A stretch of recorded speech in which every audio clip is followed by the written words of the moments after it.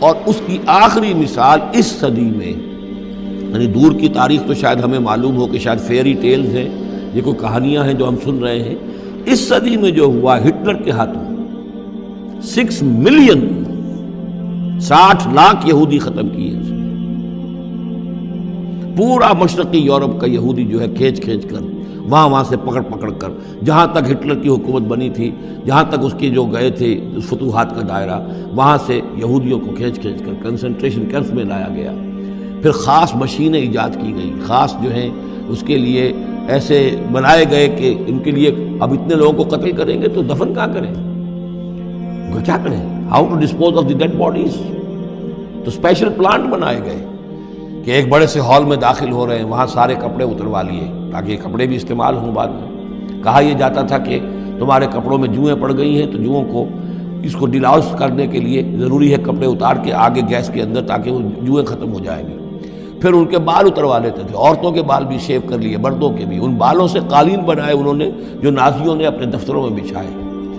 Human hair کے قالین۔ پھر ان کو لے جا کر ایک گیس چیمبر کے اندر کے سب مر گئے۔ پھر اب وہ بڑے بڑے پٹے جیسے چلتے ہیں مشینیں، بڑی فیکٹریز کے اندر وہ پٹوں کے اوپر لاشیں چل رہی ہیں۔ پھر ان کا چورا ہو رہا ہے جیسے کہ کہیں جو ہے وہ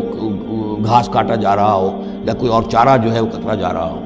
پھر کسی خاص قسم کے کیمیکلز کے اندر ان کو تحلیل کیا کہ آخر میں کیا نکل رہا ہے، نہ کسی گوشت کا پتہ، نہ خون کا پتہ، نہ ہڈی کا پتہ، کسی شے کا پتہ نہیں، ایک بدبودار سیاہ رنگ کا مائع باہر نکل رہا ہے، اور اسے وہ لے گئے اپنے کھیتوں میں اور اسے بنا لیا کھاد۔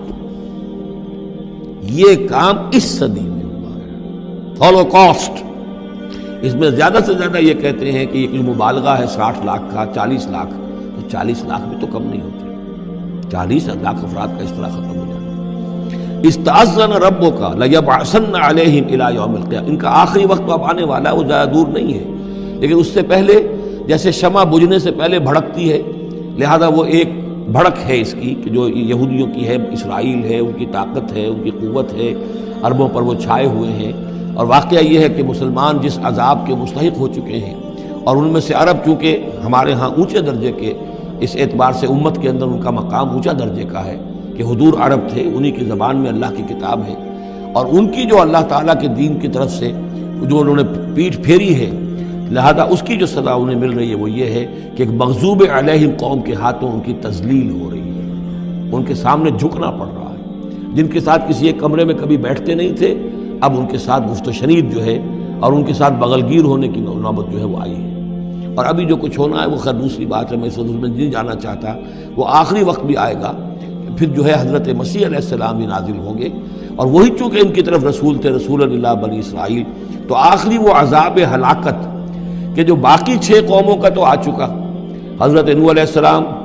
حضرت نوح کے سامنے بیٹا جو ہے وہ غرق ہوا کہ نہیں ہوا،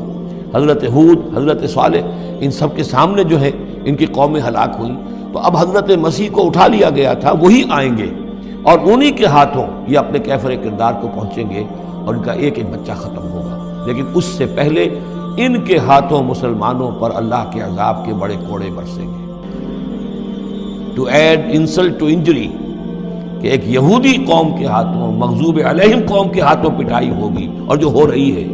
لیکن یہ کہ ابھی شدید تر صورت میں اس کا شروع ہونے والا ہے معاملہ۔ کوئی دنوں کی بات ہے کہ مسجد اقصی شہید کر دی جائے گی، اور پھر ایک طوفان جو ہے